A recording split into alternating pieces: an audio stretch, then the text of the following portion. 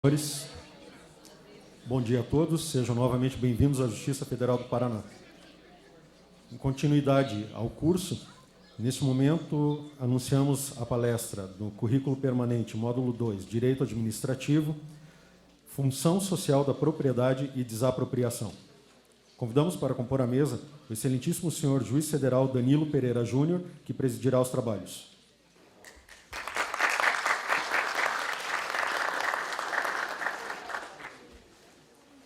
E o excelentíssimo senhor professor Dr. Clóvis Besnos, conferencista.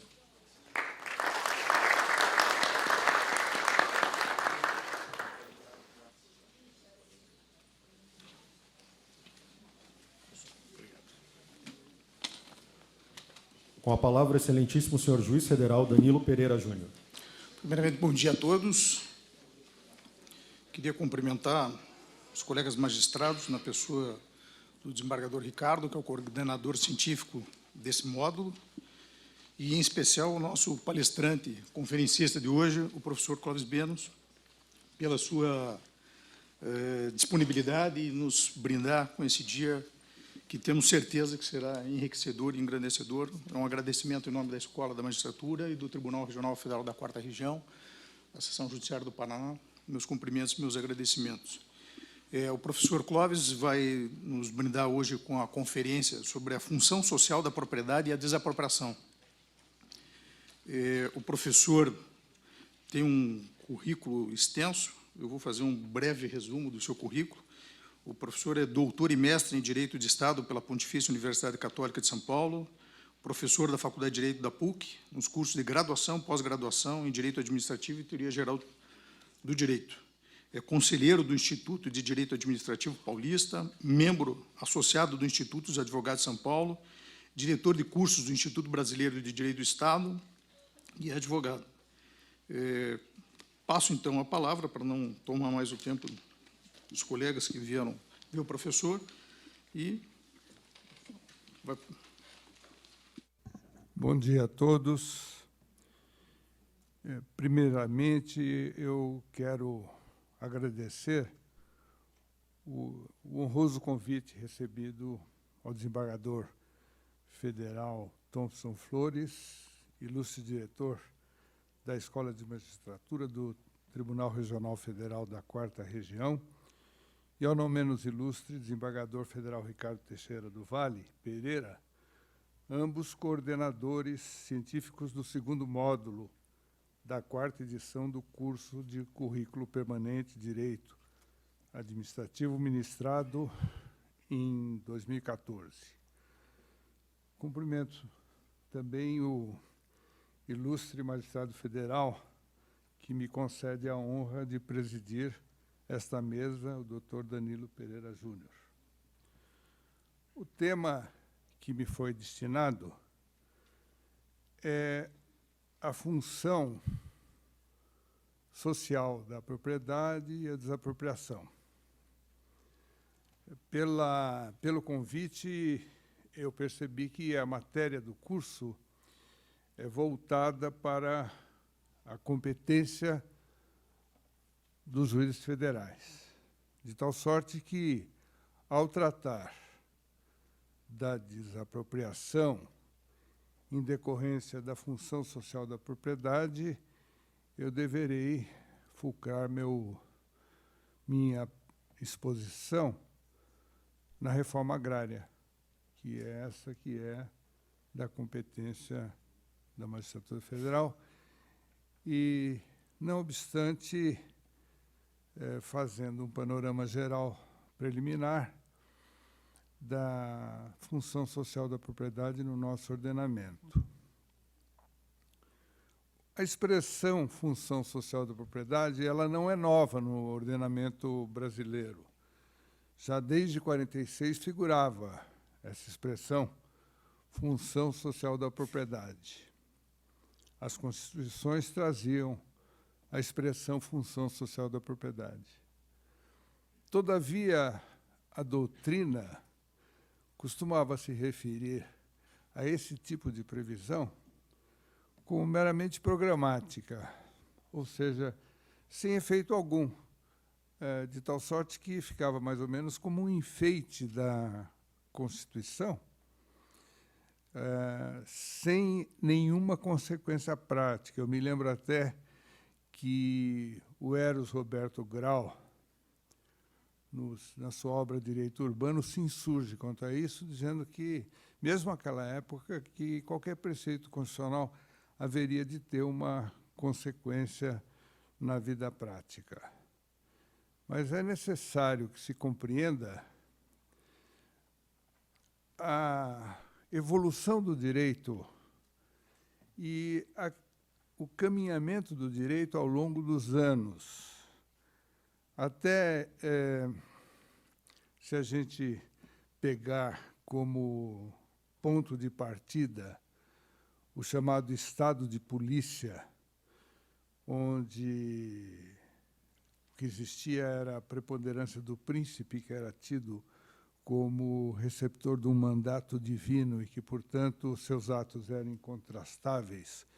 E daí, por o Estado de Direito, que nasce com a Revolução Francesa, prestigiando já a legalidade, a propriedade e a liberdade. Se nós voltarmos para trás e fomos à questão do poder de polícia, né, que eu soube que o professor Fernando ontem falou sobre o poder de polícia, e o aspecto fundamental em que se desenvolvia a ideia de poder de polícia, fundado num non facere, quer dizer, um não perturbar naquilo que era considerado como a boa ordem da coisa pública. O que se esperava era um não fazer, e o poder de polícia era considerado como um poder em anteposição a um dever que existia de obedecer àquela boa ordem da coisa pública, não perturbando, simplesmente não fazendo. Se nós verificarmos a evolução, e a gente sente ao exame da lição de Celso Antônio Bandeira de Mello, que sempre fulcrou a ideia do poder de polícia no non facere, ele, ao advento da Constituição de 88, ele fala que houve uma mudança, que, em decorrência da função social da propriedade urbana, o proprietário pode ser compelido a fazer alguma coisa, a parcelar ou edificar seu imóvel, sob pena de consequências. Quer dizer, na verdade, não mudou o poder de polícia, mas mudou a propriedade, porque a propriedade, tal como ela é concebida atualmente, enseja a obrigação do proprietário de atitudes positivas e não mais simplesmente não perturbar, mas de fazer. A expressão função social da propriedade, não se pode falar dela sem se remontar ao Digui, porque Leon Digui, em 1911, entre agosto e setembro, ele produziu uma série de conferências na Faculdade de Direito de Buenos Aires, que depois foram coletadas e editadas numa obra denominada As Transformações do Direito Privado depois do Código de Napoleão.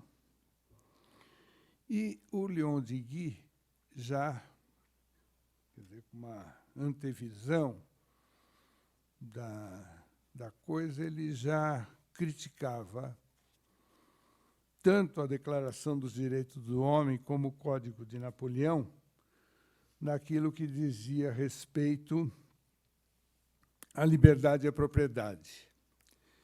Ele dizia, e é fácil ao se ler essa declaração, nos artigos 5º e 6º, que trata da questão da liberdade, que ali se fixa que o homem pode fazer tudo aquilo que não for proibido, tal como hoje a gente vê no nosso artigo 5º inciso 2 da Constituição, né? Ninguém será obrigado a fazer ou deixar de fazer alguma coisa senão em virtude de lei, mas que a liberdade do homem consistia em poder fazer tudo aquilo que lhe aprovesse, contanto que não prejudicasse terceiro, que também poderia fazer tudo aquilo que quisesse.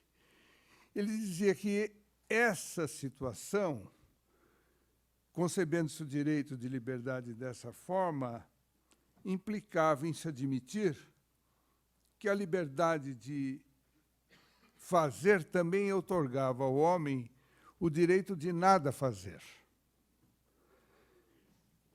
E daí ele fala de função em lugar de direito subjetivo. Ele diz que todo homem tem uma função. Ele chega a dizer que todo homem é um funcionário público e que a riqueza,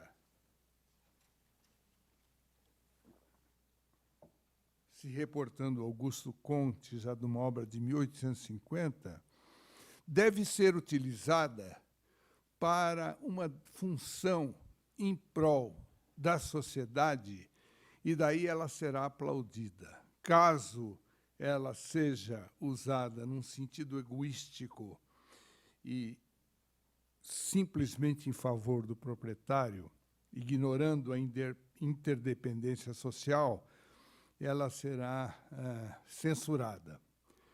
E daí, Digui, ele propõe a substituição da ideia de direito subjetivo por função social. Ele propõe essa substituição. Ele diz que não que ele pretendesse coletivizar a propriedade, mas ele diz que a propriedade deve ser utilizada dentro da sua função que lhe é própria. E ele já fala, nessa época, do especulador de terra. O especulador de terra que adquire grandes áreas e fica esperando a valorização. Isso nós tivemos aqui no Brasil aos montes, quer dizer, o sujeito que compra a terra fica esperando a implementação dos equipamentos urbanos para depois, à custa da sociedade, enriquecer. De tal sorte que se desenvolveu, a partir daí, essa ideia de função social da propriedade. Como eu disse já anteriormente, contida na Constituição, mas sem grande efeito. Sem grande efeito porque essa Constituição ela não tinha certos pressupostos que a Constituição democrática de direito, do Estado Democrático de Direito, que é a Constituição de 88 que nós temos, permite. Na verdade, essa Constituição de 88, esse Estado Democrático de Direito, a professora Maria Silva Zanella de Pietro diz que enseja dois aspectos relevantes. Um é a ampliação do princípio da legalidade e outro a participação popular.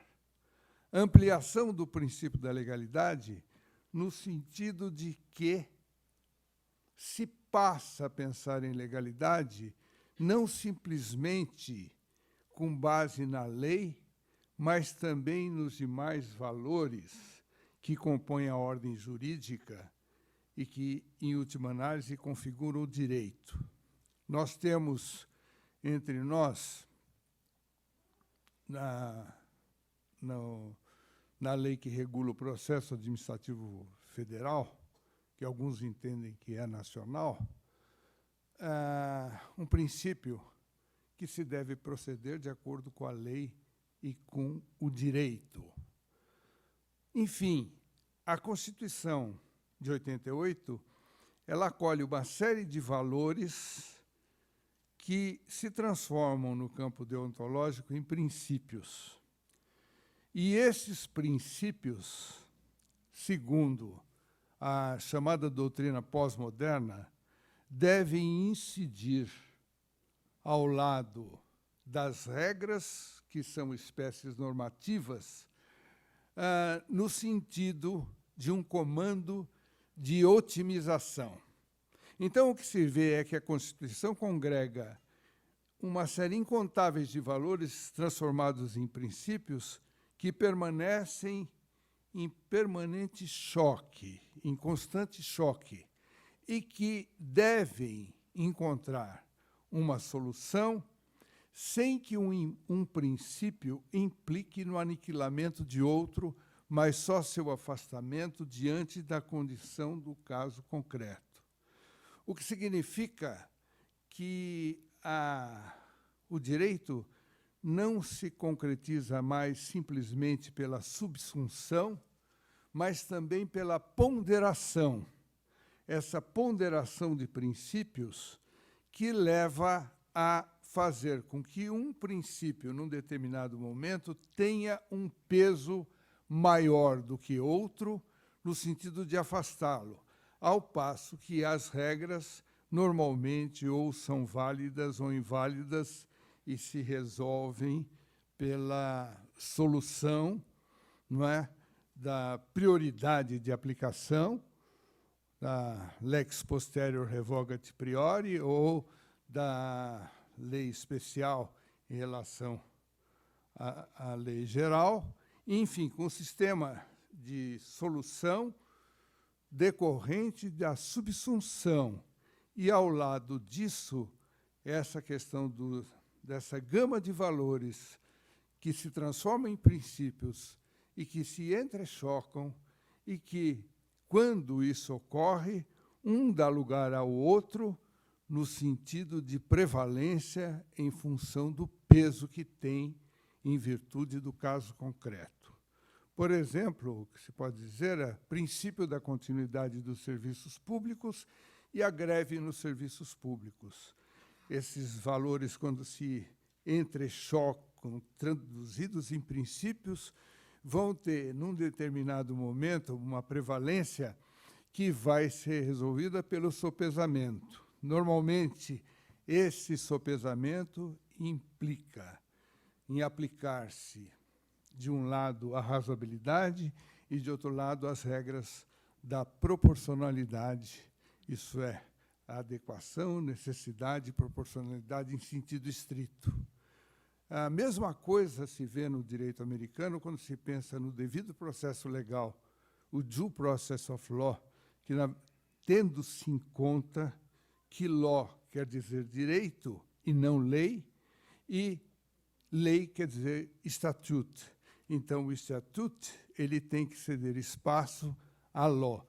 E esse, então, é o controle da lei pelo direito. E o direito composto não apenas da subsunção, mas também da ponderação.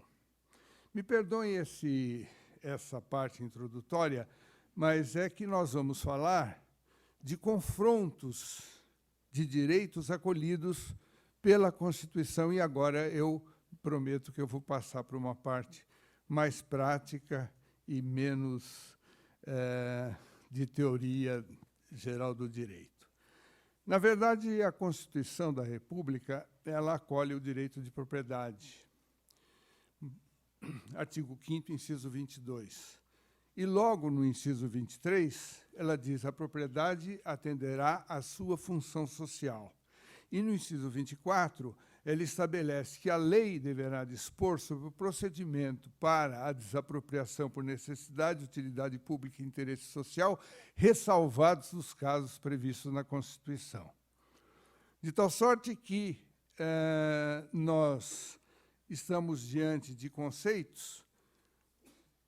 Propriedade, o conceito de propriedade é um direito institucional, portanto, construído, que deve ser configurado pelo legislador infraconstitucional.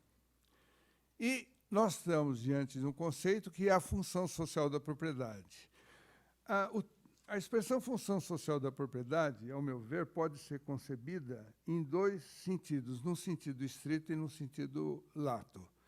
No sentido estrito, nós encontramos no artigo 182 da Constituição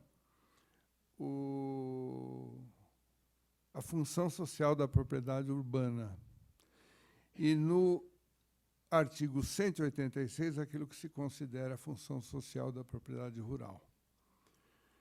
E nós temos no artigo 170, entre os princípios que compõem a ordem econômica, ao lado da livre iniciativa, do direito de propriedade e a função social da propriedade. Quer dizer que nós temos especificamente conceito de função social da propriedade, no sentido específico, em relação à propriedade urbana, que diz a Constituição que é estar conforme as diretrizes estabelecidas pelo plano diretor. Então, a função social da propriedade urbana é atingida quando atende às diretrizes básicas estabelecidas pelo plano diretor. E o descumprimento dessa função social é previsto no 182, parágrafo 4º, que diz o seguinte: o imóvel, quando estiver numa área estabelecida pela lei municipal como prioritária, fica sujeito ao atendimento daquilo que for estabelecido para aquela área, pena de parcelamento e edificação compulsória. IPTU progressivo no tempo. Esse IPTU progressivo no tempo, ele implica num IPTU que pode chegar a 15% a alíquota. E ele vai dobrando de ano em ano e por 5 anos. E, finalmente, a desapropriação em títulos da dívida pública de emissão autorizada pelo Senado Federal com prazo de 10 anos. Portanto, o imóvel urbano que descumprir a sua função social fica sujeito à ordem de parcelamento ou edificação compulsórias. Quer dizer, o que se quer evitar é o imóvel não utilizado ou subutilizado, exatamente no sentido da ideia de Digui, né? O imóvel não deve, o homem não deve ficar estático com o seu bem, ele deve dar a finalidade, e a finalidade que é traduzida no plano diretor. Se ele não fizer isso, ele fica sujeito a essas 3 medidas: edificação compulsória, ou parcelamento compulsório, o IPTU progressivo no tempo, que eu creio que a ideia da desapropriação ficaria afastada, porque depois de 5 anos com esse IPTU, provavelmente o imóvel já realmente se viu completamente aniquilado, não é? E a desapropriação em títulos da dívida pública de emissão autorizada pelo Senado Federal. E aqui, eu só para falar de passagem, porque eu não vou me deter nesse tipo de desapropriação, mas 2 questõezinhas que podem surgir de interesse de discussão teórica é que a Constituição fala em assegurar o valor real, ou o valor real da indenização. Essa é uma questão. E outra questão é pertinente à emissão desses títulos. Porque a gente poderia pensar que, se dependem de autorização do Senado, o Senado podia não autorizar. E aí que está. Então, choque de 2 pessoas, né, de um órgão público, né, e com uma pessoa política, o município. O município precisa desapropriar, quer dizer, ele pode, é facultativo desapropriar em títulos, mas ele, para a sua emissão, depende da autorização do Senado. E já houve época que o Senado editou resolução proibindo a emissão de títulos, a não ser para remanejamento da dívida mobiliária já existente. E eu escrevi sobre essa questão, e eu me lembro que não, eu simplesmente falei que seria impossível a desapropriação nesse caso. Mas hoje eu repenso a questão. Eu acho que, se houvesse um choque dessa ordem, ele teria que ser resolvido pela ponderação. Isso ele deveria ser resolvido dentro da condição concreta para saber o que é mais pesado, para saber, aplicando a regra da proporcionalidade, qual deveria ser a solução, porque esse conflito teria que ser resolvido pelo Supremo Tribunal Federal, em última análise. Mas eu entendo que o Senado, por um lado, não pode barrar a competência constitucional de uma pessoa política de desapropriar para o cumprimento da função social da propriedade. De outro lado, cabe ao Senado controlar o endividamento público de uma maneira geral. Então, há um outro valor relevante. São dois valores se chocando. E foi isso que eu quis dizer no início. A Constituição é cheia é plena de situações de choque de valores, de princípios, que têm que ser resolvidos, não simplesmente pela subsunção, mas também pela ponderação. Eu peço licença para fazer um pequeno corte e para me lembrar de uma situação que agora me ocorre, que eu sou coordenador do curso de especialização em Direito Administrativo da PUC de São Paulo, e alguns anos atrás eu cometi a façanha de trazer o Agostinho Gordillo para fazer a palestra de encerramento do nosso curso. E daí eu tinha vários amigos no Tribunal Regional Federal da Terceira Região e que me pediram que levasse o Gordillo. E ele fez uma palestra. E ele falou, estou falando para juízes, tal como eu aqui o faço. E ele começou a palestra dizendo o seguinte, se o juiz souber um pouquinho de direito, é muito bom, mas, principalmente, o juiz deve ter um bom coração. Ele falou isso. O juiz deve ter um bom coração.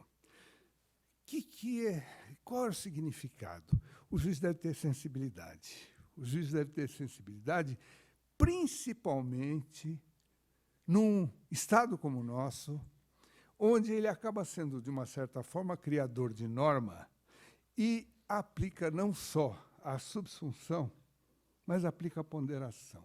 Então, o juiz tem que ter essa sensibilidade para encontrar a solução mais correta. E agora eu entendo bem aquilo que o Gordillo quis dizer com isso, a do bom coração. Bom coração quer dizer sensibilidade. Mas, voltando, essa é uma das questões que eu colocaria, que poderia haver um aparente choque. A outra questão é a respeito da justa indenização. E daí nós temos, no campo da reforma agrária que eu vou tratar, ou seja, a desapropriação do imóvel rural para fins de reforma agrária, a Constituição diz, mediante prévia e justa indenização, em títulos da dívida agrária. Enquanto, para o imóvel urbano, ela fala mantida a indenização no seu valor real. Bem, eu cheguei à conclusão que a solução deve ser uma só. Se, para a mesma situação, a Constituição estabelece a justa indenização, para outra também deve ser, se pelo descumprimento da função social da propriedade urbana, não obstante esse descumprimento,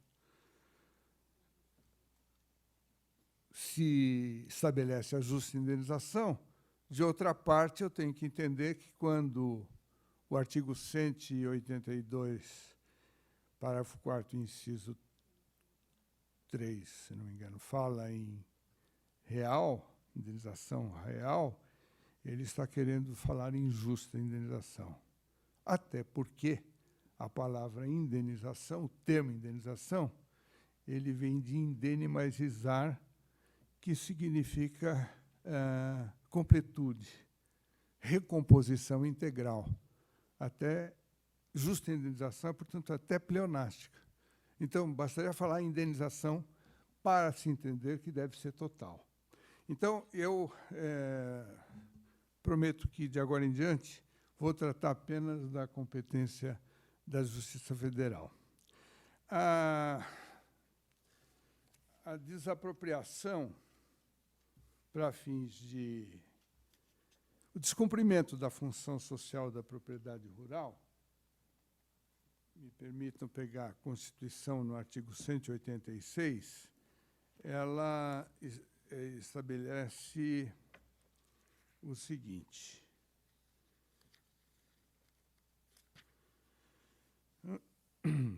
a função social é cumprida quando a propriedade rural atende simultaneamente, segundo critérios e graus de exigência estabelecidos em lei, aos seguintes requisitos: aproveitamento racional e adequado. 2, utilização adequada dos recursos naturais disponíveis e preservação do meio ambiente. 3, observância das disposições que regulam as relações do trabalho. 4, exploração que favoreça o bem-estar dos proprietários e dos trabalhadores. Isso é até curioso, né? Porque eu acho que dificilmente um proprietário ia reclamar que a sua propriedade não está satisfazendo a sua aspiração e dizendo que, por isso, ela descumpre a sua função social, né? Acho que ele ia falar sempre que está satisfeito. Bem, a Constituição, de outra parte, no artigo 184, ela estabelece a competência da União para desapropriar para interesse social para fins de reforma agrária o imóvel rural que não esteja cumprindo a sua função social. E aí fala, mediante prévia e justa indenização em títulos da dívida agrária, com cláusula de preservação do valor real, resgatáveis no prazo de até 20 anos, a partir do segundo ano de sua emissão, e cuja utilização seja definida em lei. As benfeitorias úteis e necessárias são indenizáveis em dinheiro. O artigo 185, por seu turno, ele estabelece a insuscetibilidade da desapropriação para a reforma agrária, primeiro, da pequena e da média propriedade rural, assim definida em lei, desde que seu proprietário não tenha outra. E 2, a propriedade produtiva. Então, não podem ser desapropriados, para fins de reforma agrária, a pequena e média propriedade e o imóvel produtivo. A pequena e média propriedade, a pequena propriedade, ela é a propriedade que tem de 1 a 4 módulos fiscais. E a média propriedade é aquela que tem acima de 4 até 15 módulos fiscais. A primeira pergunta que se faz, o que é módulo fiscal?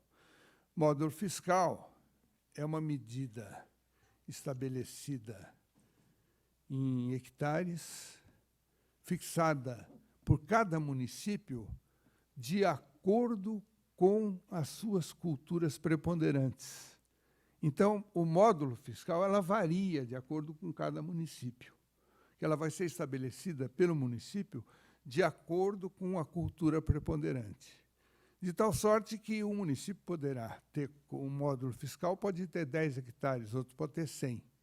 Isso vai variar de município para município. Então, de acordo com a localização do imóvel, a medida estabelecida é essa. De 1 a 4 é pequena propriedade. Acima de 4 e até 15 é média propriedade. Acima de 15 é grande propriedade ou latifúndio. A pequena e a média propriedade não são suscetíveis de desapropriação se o proprietário não tiver outro. Ponto final. E a grande propriedade, se ela for produtiva, ela não pode ser, não é passível de desapropriação para fins de reforma agrária. Isso imbricará numa questão que mais tarde eu vou tratar. Pendurem isso. Como se processa a desapropriação para fins de reforma agrária? A desapropriação para fins de reforma agrária, ela começa, segundo, eu vou dizer quais são as leis que regem. Existe uma lei que disciplina a desapropriação para a reforma agrária, que é a Lei 8629, de 25 de fevereiro de 93, e a Lei Complementar número 76, que disciplina o procedimento judicial. Aliás, é previsto na própria Constituição, no parágrafo 3º do artigo 184, que cabe à lei complementar estabelecer procedimento contraditório especial de rito sumário para o processo judicial da desapropriação. De tal sorte que, segundo esta lei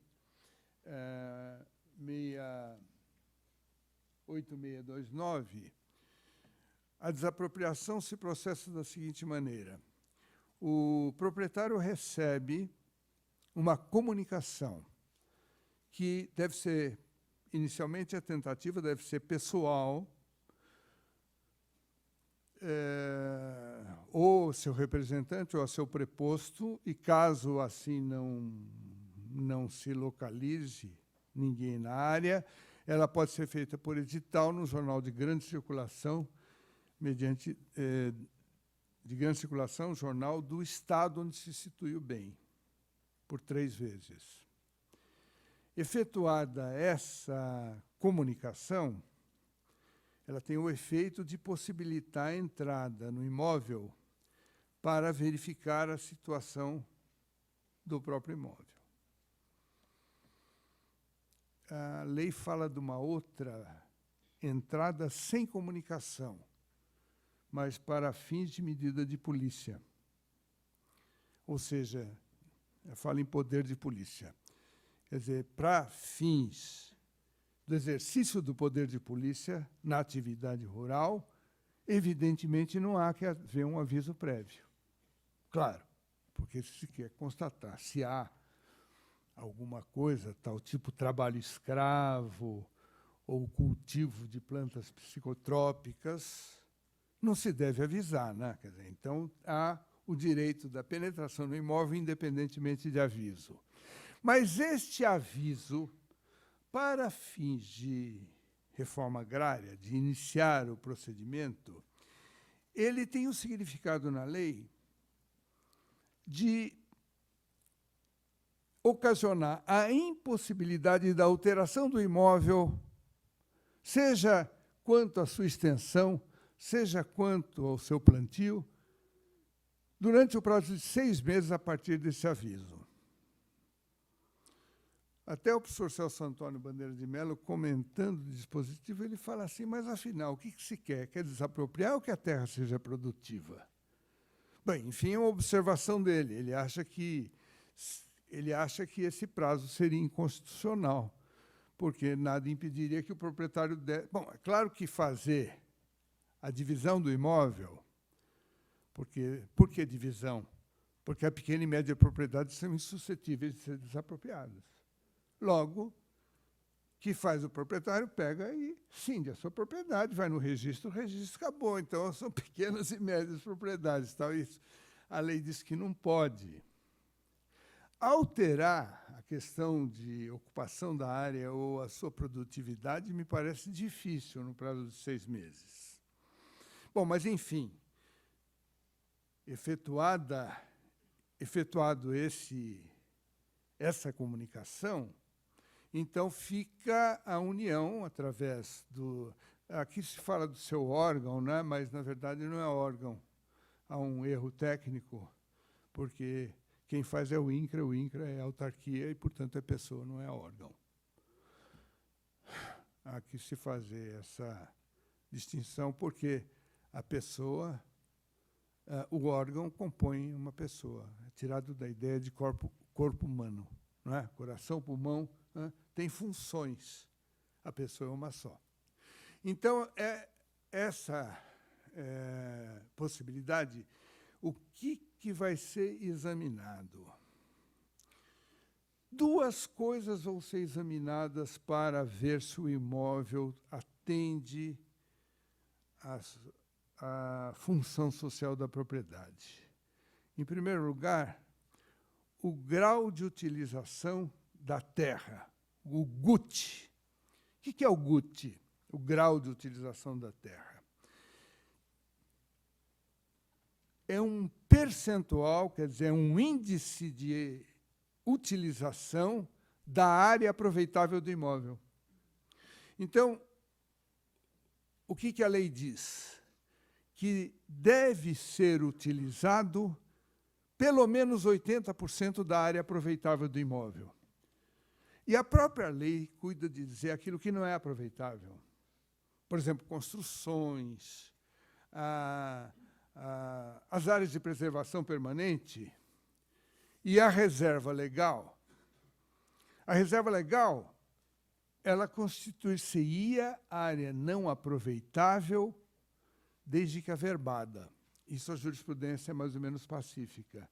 Se não está averbada a reserva legal, como sabem os senhores, o Código Florestal, ele exige que cada propriedade rural, dependendo do local, um mínimo de 20%, e chega até 80%, no estado do Amazonas, né? Mas no Sudeste aqui também é 20% a área de reserva legal, que deve ser separada e registrada no registro de imóveis, pelo menos diz a lei. Atualmente, me parece que há a possibilidade de um outro registro que seria equivalente. Mas, de qualquer maneira, o que a jurisprudência entende é que, se essa reserva legal, que é uma grande área, né, 20% da propriedade, não estiver averbada no registro de imóveis, ela não é considerada como área não aproveitável. Portanto, apartadas as áreas não aproveitáveis e separada somente a área aproveitável, ela tem que ser utilizada de pelo menos 80%, de 80% para diante, no mínimo de 80%. E daí a própria lei também qualifica aquilo que é utilizado, que não é utilizado, e que eu não vou realmente cansá-los com isso. Podem dar uma olhada na lei e verificar aquilo que ela considera como utilizado. Por exemplo, pastos, plantações, né, se considera como utilização efetiva da área. Mas, examinada a questão do GUT, passa-se ao GEE, ou seja, o grau de exploração eficiente. Quer dizer, tem que haver não só uma área ocupada, um aproveitamento, mas a exploração tem que ser eficiente. Bom, essa eficiência também é a lei da regrinha de como se faz. Se pega o produto agrícola e se divide pelo índice fornecido pelo município, se obtém um número. Se pega, por exemplo, o gado, pega a totalidade do gado e divide também pelo índice e obtém-se o número. Multiplicado por esse índice, depois multiplicado por 100, vai se dar exatamente aquilo que é exploração eficaz. E essa exploração tem que atingir, no mínimo, a 100%. Quer dizer, a exploração tem, atendendo os índices fixados, ela tem que atender de 100% para mais. Se o imóvel não atender esses pressupostos, então é feito um laudo e o presidente da República edita um decreto, porque é decreto da União e, portanto, é do presidente da República, declarando de interesse social para fins de reforma agrária. Bem, eu elenquei, mais ou menos esse é o desenho da coisa. Falta dizer do desenho do processo, ou seja, do procedimento. Esse procedimento ele é um procedimento muito expedito, porque declarado o interesse social para a reforma agrária, a União tem 2 anos para propor a ação de desapropriação. Se ela não propuser, caduca. E se caducar, eu entendo que, tomando por base aquilo que diz o Decreto-Lei 3365 de 41, que se aplica subsidiariamente à desapropriação por interesse social de acordo com a Lei 4.132, que também se aplica aquele prazo de 1 ano de interregno para possibilitar uma nova declaração de interesse social para desapropriação para a reforma agrária. Diz o decreto, a lei complementar, que a inicial deve atender os pressupostos do Código de Processo Civil, não é? Quer dizer, elencados no artigo 282, e, além disso, deve oferecer um preço, eu falei que as benfeitorias úteis e necessárias são indenizáveis em dinheiro, e, então, deve depositar o valor das benfeitorias úteis e necessárias e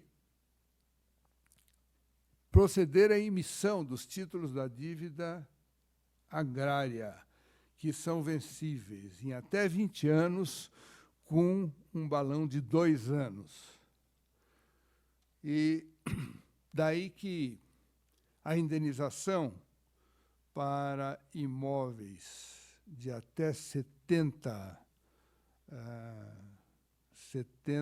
módulos fiscais, ela é estabelecida em até 5 anos. Acima de 70 e até... E agora eu me perdi. Mas há um escalonamento que vai de 10, 18 e 20 anos, conforme o tamanho do imóvel, em módulos fiscais. Então, o que deve fazer a União é emitir esses títulos. Os títulos se consideram emitidos, escriturados, e um certificado de que houve essa emissão, não é que houve essa escrituração, porque, na verdade, eles são escriturais, e daí, ajuizada a inicial, o juiz, ao receber a inicial, determinará a citação do expropriado, mas a imediata emissão de posse. Quer dizer, é imediata emissão de posse. E, de acordo com o decreto, de acordo com essa Lei Complementar 76, a discussão não pode versar, quer dizer, eu posso falar sobre qualquer coisa, mas eu não posso impugnar o interesse social. E o laudo que se vai fazer é um laudo de mera avaliação, quer dizer, a perícia que se vai fazer, ela é de avaliação. Portanto, a impugnação que se pode ter nessa ação é simplesmente ao que tange ao preço. Aliás, isso é uma prática em todo tipo de desapropriação, essa não foge à regra. Só que a emissão é dada imediatamente, e se esse imóvel for feito assentamento imediato, evidentemente, ainda que mais tarde se viesse a ter sucesso numa possível impugnação do mérito da desapropriação, essa propriedade já estaria totalmente desfigurada e realmente não teria como voltar atrás. Portanto, a ação é de um rito sumário mesmo, é possível, há uma audiência de conciliação, pode haver conciliação, daí, então, há um escalonamento para pagamento em títulos da dívida agrária, daí o tamanho do imóvel é considerado já em hectares, mas não mais em módulos fiscais, tudo isso regulado pela lei. O que eu fiz foi trazer a jurisprudência, porque para tentar dar um sabor um pouco mais de advocacia mesmo, né, para a questão da desapropriação.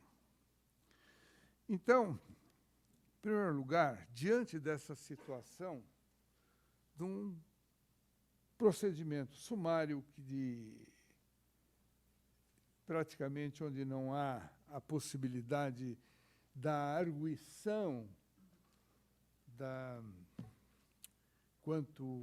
seja quanto ao tamanho do imóvel, seja quanto à sua produtividade, pacificou-se no Superior Tribunal de Justiça o direito que tem o expropriado de propor uma ação declaratória de produtividade do imóvel.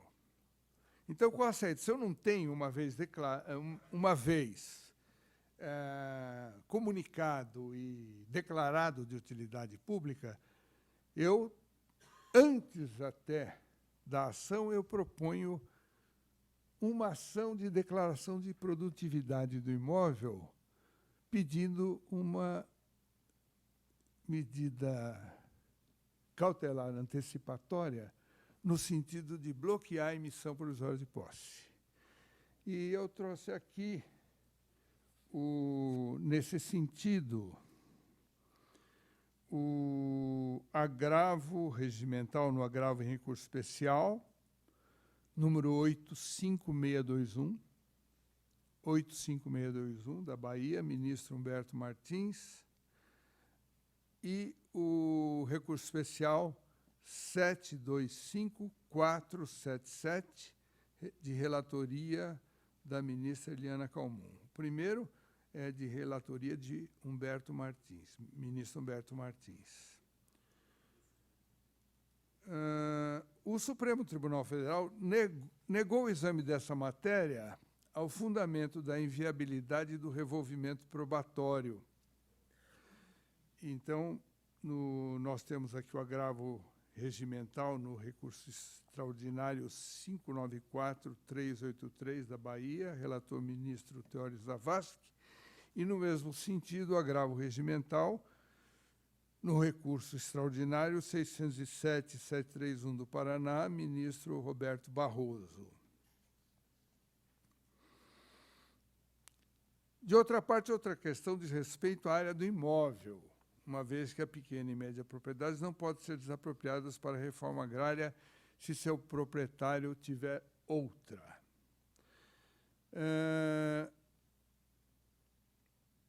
Houve essa impugnação e impugnando a própria declaração de interesse social pelo decreto do presidente da República, e o que se sustentou é que o imóvel era possuído em condomínio.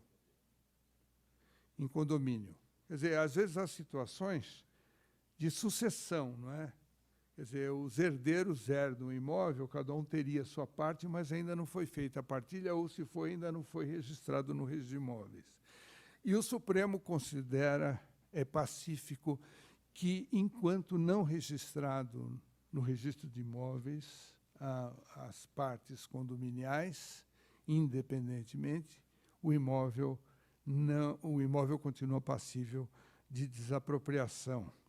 Nesse sentido, a decisão do plenário do STF, mandado de segurança 25066, relator para o acórdão Luiz Fux, originariamente era o Marco Aurélio. Outra, decisão monocrática, ministra Carmen Lúcia, recurso extraordinário 603859, decisão monocrática, recurso extraordinário 60386, ministro Luiz Fux. Quer dizer, então, essa outra questão, que é a questão ainda da ausência do registro do imóvel tido em condomínio, da divisão eventualmente feita ou a ser feita, seja que não se considere como pequena ou média propriedade. Nesse sentido, a questão de invasão de terras, eu não sei se estão recordados, mas houve uma fazenda do Fernando Henrique, ou da família do Fernando Henrique, que era reiteradamente invadida. Então, foi baixada uma medida provisória que, quando houvesse invasão, o imóvel não seria vistoriado pelo prazo de 2 anos. E, se houvesse reiteração de invasão, não seria por 4 anos. Bem, aqui há uma discrepância entre a jurisprudência do STJ e do Supremo, porque o STJ acaba julgando a questão basicamente objetivamente. ou seja, houve a invasão, então o imóvel não é suscetível de vistoria por 2 anos. Foi reiterada, não é suscetível de vistoria por 4 anos.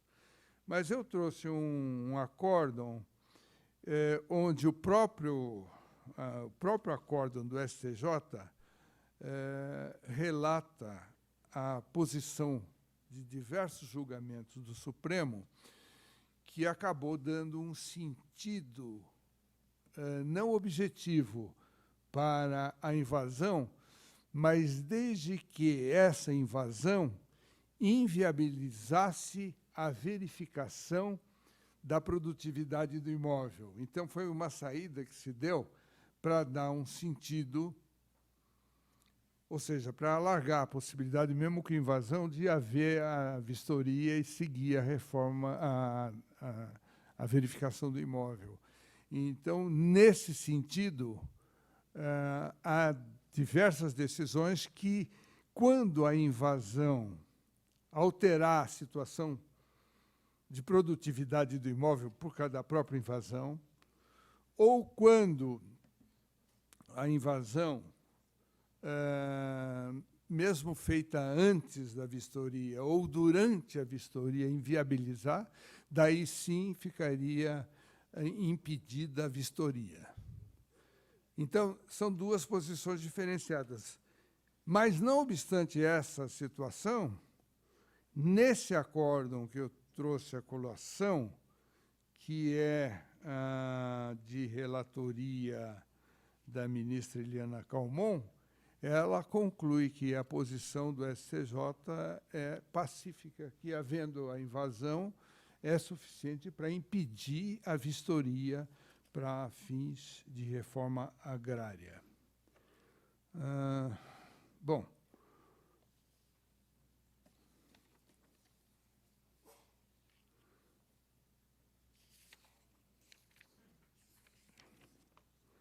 outra questão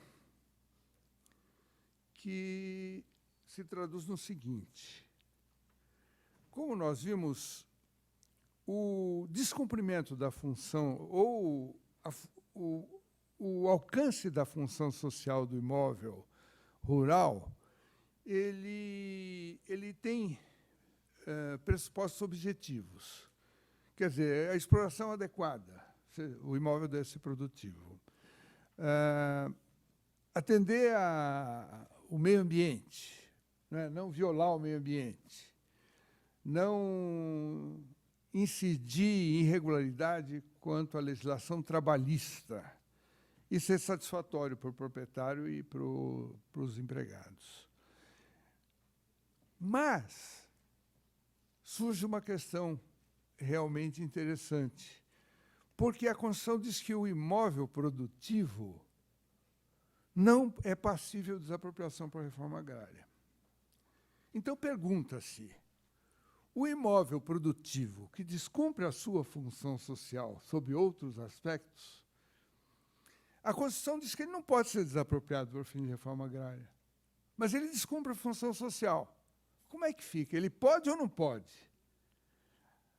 Bem, eu trouxe à baila um acórdão do ministro Humberto Martins como relator, que é o agravo regimental no recurso especial número 1.138.517 de Minas Gerais, onde essa questão vem à baila. O imóvel resultou como produtivo, mas ele descumpria meio ambiente, descumpria questões trabalhistas. E daí o ministro deixa antever que, se fosse possível o conhecimento do recurso, e no fim ele disse que não é, porque envolveria o revolvimento probatório, então daí o recurso não foi conhecido, mas ele deixa entrever, eu até trouxe o seguinte trecho: com essas considerações, percebe-se que, em tese, possui razão o agravante, que é o INCRA, né? Quando afirma que, que o desrespeito à legislação ambiental e a tensão social provocada e a tensão social provocada pelos proprietários são fatos que indicam que a propriedade não está cumprindo sua função social. O que me daria a entender que, se ele conhecesse, ele daria provimento. Mas daí eu entendo que ele estaria descumprindo a Constituição Federal. Porque a Constituição diz, com todas as letras, o imóvel não são suscetíveis de desapropriação a pequena e a média propriedade e o imóvel produtivo. Mas como é que eu posso dizer que... Posso dizer, ele descumpre a função social, porque ele viola o meio ambiente.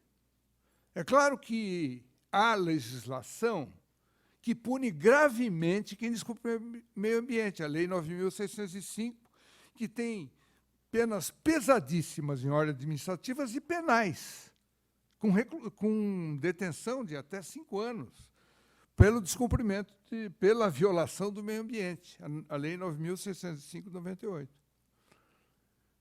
E quanto ao descumprimento trabalhista, todos sabem que realmente a Justiça do Trabalho ela não é fácil, porque o descumprimento trabalhista tem uma consequência evidente, não é?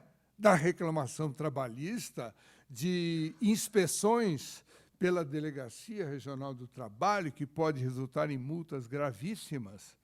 Quer dizer, existe todo um sistema de penalização para essas situações.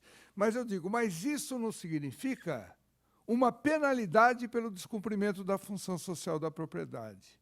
E agora eu volto ao início da exposição, quando eu falei do sentido estrito da função social da propriedade, não é?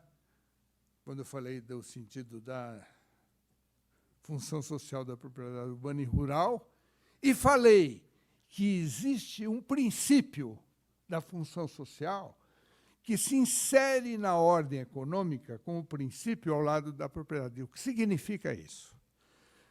E isso alcança também a pequena e média propriedade, porque eu dizia o seguinte, bom, nesse caso, a pequena e média propriedade podem violar o meio ambiente, elas podem descumprir a legislação trabalhista, elas podem, enfim, fazer o que quiserem, uma vez que elas não são suscetíveis de desapropriação por expressa disposição da Constituição.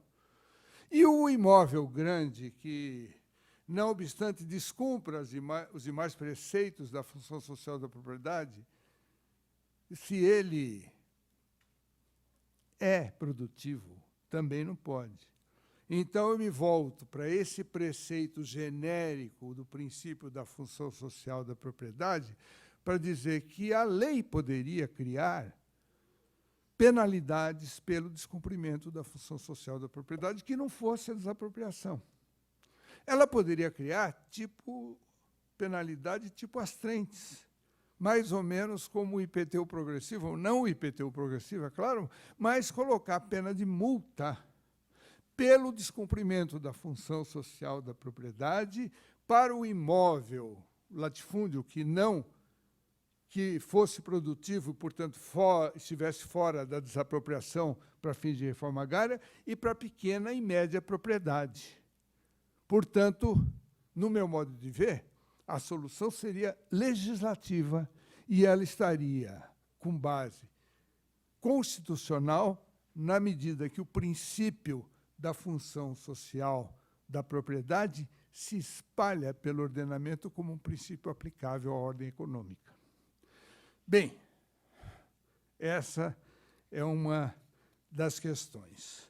Eu trouxe ainda mais 2 questões para, creio que meu tempo já está esgotado, para não cansá-los mais. Uma diz respeito ao artigo 243, que recebeu uma nova redação, da Constituição Federal, que recebeu uma nova redação pela emenda 81. Antes se estabelecia apenas que o imóvel que fosse usado para cultivo de plantas psicotrópicas seria expropriado sem nenhuma indenização e seria destinado para pesquisas nessa área. Hoje alterou-se e o 243 passa a prever também a questão do trabalho escravo. E daí, então, a possibilidade da fiscalização de polícia, o trabalho escravo e o cultivo de plantas psicotrópicas, e agora a destinação do imóvel para a reforma agrária e sem nenhuma indenização. A questão que se coloca, e ela faz parte também, eu trouxe também um acordo nesse sentido, é se essa responsabilidade é de cunho objetivo ou subjetivo. Porque é saber... É claro que a questão do cultivo de planta psicotrópica é diferente do trabalho escravo. Dificilmente eu iria dizer que o trabalho escravo não tem o dolo, né? Quer dizer, se é mesmo caracterizado trabalho escravo, automaticamente o dolo é íncito. Mas essa questão que eu trouxe, que é o acolhimento da repercussão geral, no sentido de ser ou não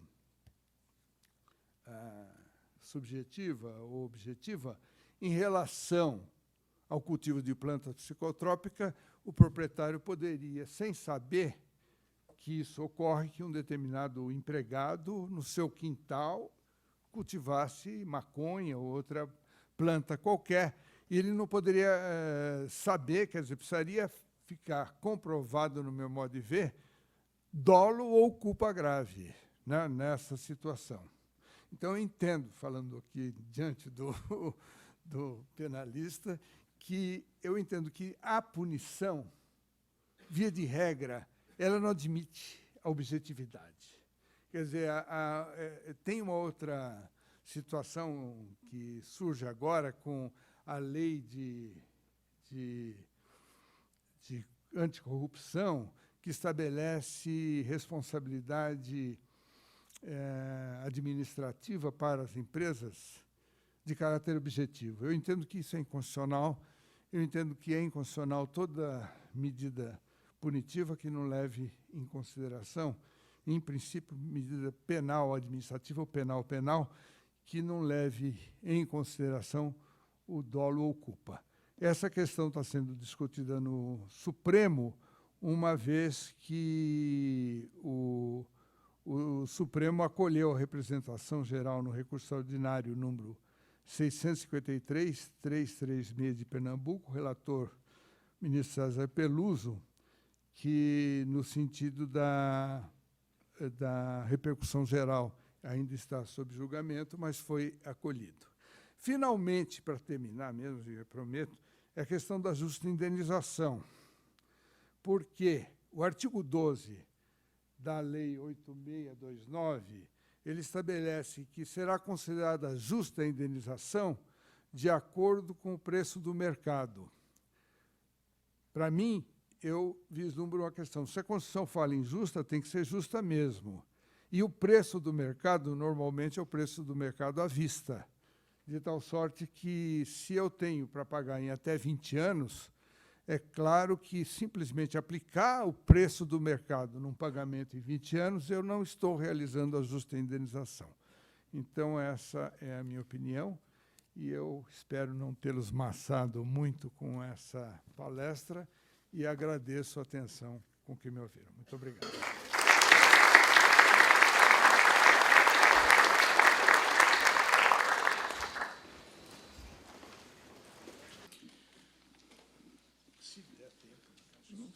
Tem 5 minutinhos. O professor Clóvis disse que você coloca à disposição para se tiver algum questionamento, alguma dúvida.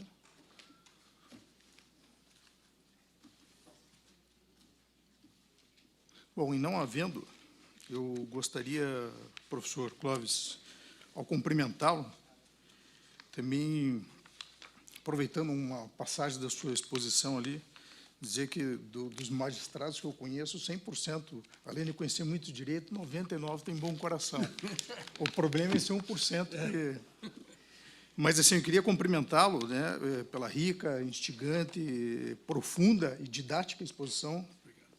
Em nome do Tribunal Regional Federal da 4ª Região e da Imagens, agradecer mais uma vez pelo seu desprendimento, sua disposição de vir aqui nos brindar essa manhã com essa brilhante exposição e, ao mesmo tempo, fazer uma entrega só de uma lembrança da Escola da Magistratura para o senhor.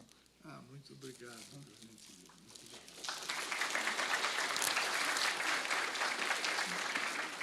Então, mais uma vez, agradecendo ao professor, nós vamos fazer um breve intervalo de 15 minutos e depois voltaremos com a exposição do desembargador Fernando Quadros sobre agências reguladoras e controle judicial.